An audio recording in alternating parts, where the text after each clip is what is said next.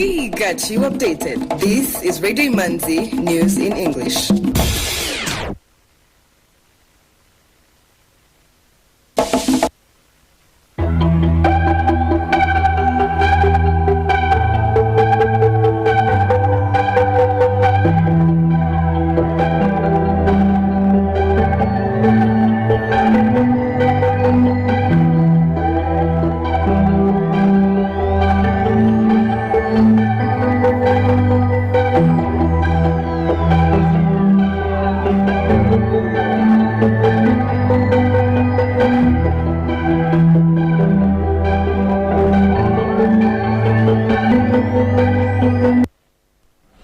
You are tuned to Radio Imanzi, broadcasting from Kigali. Here is the news in English brought to you by Fiona Umugano. The headlines. Rwanda's Minister of Defense Albert Murasira is heading a delegation to Botswana. Energy experts from various continents are meeting in Kigali for 5 days. At least 7 African countries are at various stages in the rollout of nuclear power plants. Zimbabwe has said that it is worried about the continued portrayal of its nationals in South Africa as the worst criminals.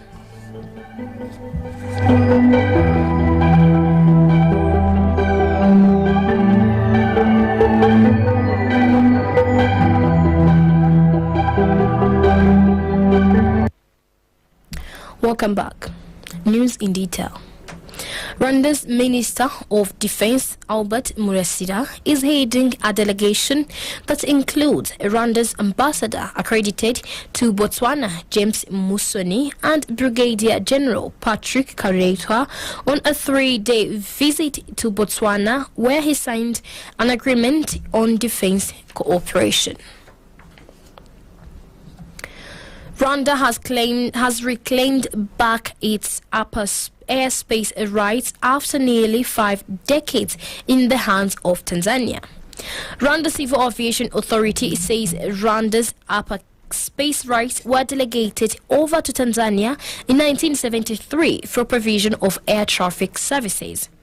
The authority also mentioned that regaining this upper airspace resulted from Rwanda's request to own it back under different reasons, including improving safety in Kigali flight information region, as well as meeting obligatory requirements such as search and rescue obligations. And following several coordination meetings led by the International Civil Aviation Organization, Rwanda was permitted to continue with the process to take over the airspace. Serge Tuihimbaze, a managing director at Leaper Labs, a local drones company, say that having full control of your territory, being the airspace and ground, means a lot politically, looking at factors like independence and others, and economically, if there was a big cost related to the provision of such services, the cost is saved. Or if real-time processing of air traffic data for future use is an option, this can have a good impact economically through data science. Rwanda had to formally apply for Tanzania's permission to fly planes above 24,500 feet, weather balloons as well as satellite. But now, with the rights to its airspace, the country controls its navigation services and economic gains, like collecting overflight fees as the other countries make $1 million per day from airspace usage. The Rwanda Institute of Statistics has announced that the 5th National Population Census has reached a 72% completion and will be completed in a week as planned. Local authorities and representatives of census clerks have pointed out that the teamwork between them has played a key role in ensuring the smooth running of the census. The census, according to Ivan Murenzi, the Deputy Director General of the National Institute of Statistics, is going well overall, with a 72% completion rate. Furthermore, he said that the Institute has engaged in collaborative efforts to ensure that the census is all-inclusive and does not leave out designated groups such as street children. Energy experts from various continents are meeting in Kigali for 5 days to discuss the problem of a large number of African households lacking access to electricity, as well as pollution caused by the continent's energy sources. Felix Hirgwa has more on this report. More than 500 million African households lack access to electricity. Climate change has rendered the river-based hydropower plants unreliable, and the hikes in the global cost of petroleum products is one of the issues to be discussed at the Power Africa Conference. The conference is being held under the theme Convergence of National and Off-Grid Systems, Role of Renewable, Productive Use and Electricity Mobility.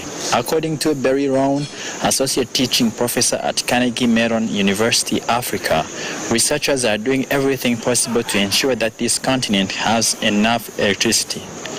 Ampersand, one of the companies exhibiting at the Power Africa Conference, is involved in air mobility. It is also one of the 100 startups listed as 2022 Economic World Forum Technology Pioneers. And Josh Well, the CEO of this company, said that this technology is responding to some of the challenges, such as sharp increase in petroleum products and air pollution.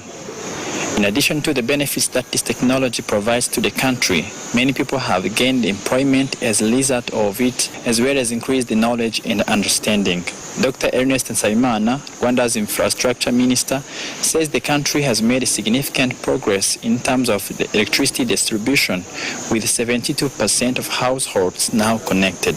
Africa has established a sustainable development goal of ensuring access to affordable, reliable, sustainable and modern energy for all by 2030. Radio Imanzi, Felix reports. Motorists in Kigali say they are relieved that they no longer have to wait on the side of the road while police check to see if there are any vehicles with outstanding fines, because technology has sped up the process. Vehicles used to queue up at police checkpoints as their owners waited to be cleared of any pending fines and arrears. But now the police have introduced technology that allows those vehicles with no fines to pass without having to line up with motorists, which motorists say they appreciate. The Rwanda police spokesperson CP John Bosco Kabera urged people to pay their fines immediately rather than waiting and risking punishment. The national police noted that this technology, which tracks vehicles with fines, is used not only in Kigali but also in other parts of the country. Economic news is a regular feature on Radio Imanzi. The Rwanda Stock Exchange Market Report. The trading session recorded its turnover of 19,913,500 Rwandan francs worth of bonds traded in 5 deals on the fixed income market, and 2,480,700 Rwandan francs from 11,300 shares traded in 6 deals on the equities market.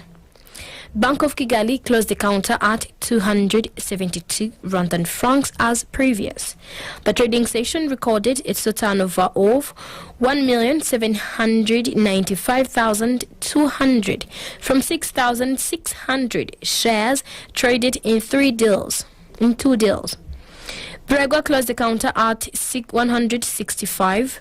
The trading session recorded its turnover of 445,500 Rwandan francs from 2,700 shares traded in 3 deals.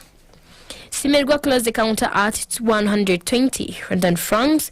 The trading session recorded its turnover of 240,000 Rwandan francs from 2,000 shares traded in 1 deal.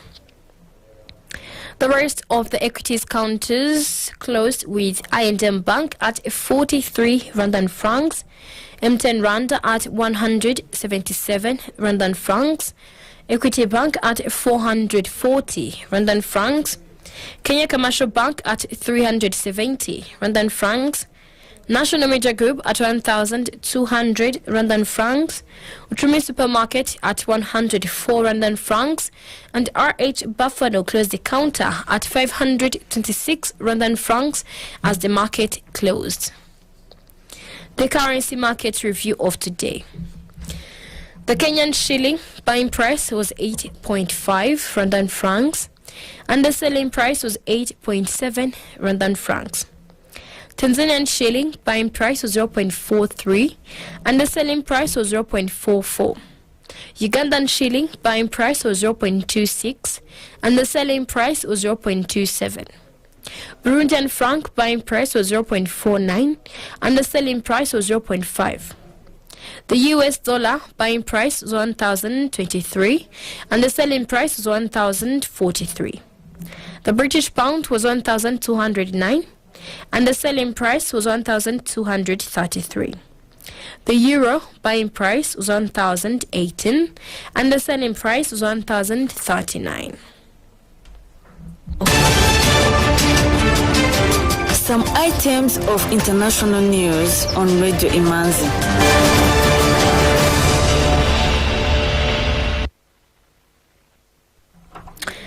At least 7 African countries are at various stages, commissioning, shopping for vendors, and mapping appropriate sites in the rollout of nuclear power plants, as the majority eye 2030 as a start date for generating electricity from nuclear energy.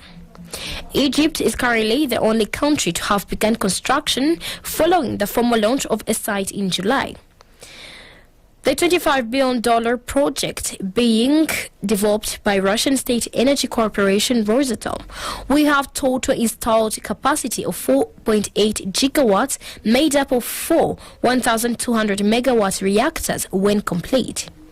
Kenya is also inching closer to the development stage after identifying 2 coastal sites, Kilifi and Kwale counties, earlier in the year to put up the country's first nuclear power generator.